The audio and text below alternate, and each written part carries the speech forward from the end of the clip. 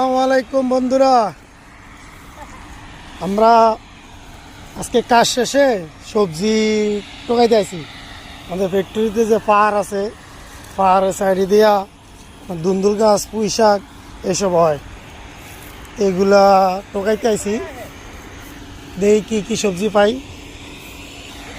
এই যে দুন্দুল গাছ আছে, যে মুসলিম একটা পাইছে দুন্দুল।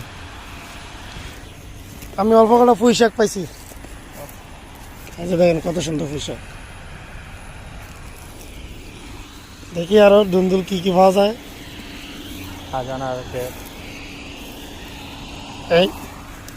এই যে একটা আছে, কিন্তু এটা বড় হয়ে গেছে, মানে এটা খাওয়ার মতো না। এই যে আমাদের সাথে আছে আমাদের দোস্ত টাইগার, এটা আমাদের দোস্ত। এই যে দেখেন দিক দিয়ে হয়েছে পুঁই শাক, আপনার এই দেখতেছে মিষ্টি কুমড়া। মিষ্টি কুমড়া আগা টোকা নিতে হবে। এই যে মিষ্টি কুমড়া আগা কাটালো, আগাড়ি কেটালো আমার হাতে শুনবেন কাটালো, পাহাড়ের ভিতরে এত বারাং লাগালেন, বোম্বার লাগালেন, এটি কো সব শেষ। লাউ ভাত, লাউ শাক লইলো, কত সুন্দর সুন্দর লাউ শাক, কত সুন্দর মোড়া মোড়া।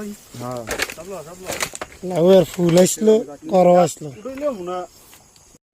এই যে এই জায়গায় একটা পেয়ারা গাছ আছে, লাল পেয়ারা, সাদা পেয়ারা না, কত সুন্দর সুন্দর পেয়ারা ধরছে, ছোট ছোট, বেশি বড় নাই এখনো। মানে এই যে নিচে আছে, এটার ভিতরে পোক পাকা পাকার ভিতরে পোকা দেয়, যেটা একটু কাঁচা এর একটু ভালো। পাকা টাকাইতে দেন, ওর ভিতরে পোক কিন্তু পোক কিন্তু। উজ্জ্বল কাকু শাক লইয়া মিষ্টি কুমড়া, পুঁই শাক, লাউ শাক একবার মিলাই দিছি, এবার মিলে লইছে। পোক আছে এই যে আরেক বাটপার, খাইলে কিন্তু পোক আছে, মানে পাকাটা পোক। আর মনে করেন পুরা মুসলিমের আগা কাটতে যায়, শাকের আগা কাটতে কইতেছে। দেখুন তো পেয়ারা গাছটা কত সুন্দর, 12 মাস পেয়ারা ধরে।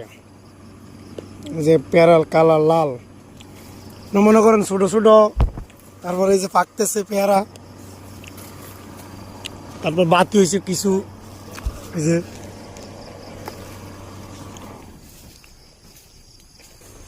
আমাদের ফ্যাক্টরিতে মনে করেন পেঁপে গাছের অভাব নাই, আল্লাহর মধ্যে। এই দেখেন পেঁপে সাইজ দেখছেন।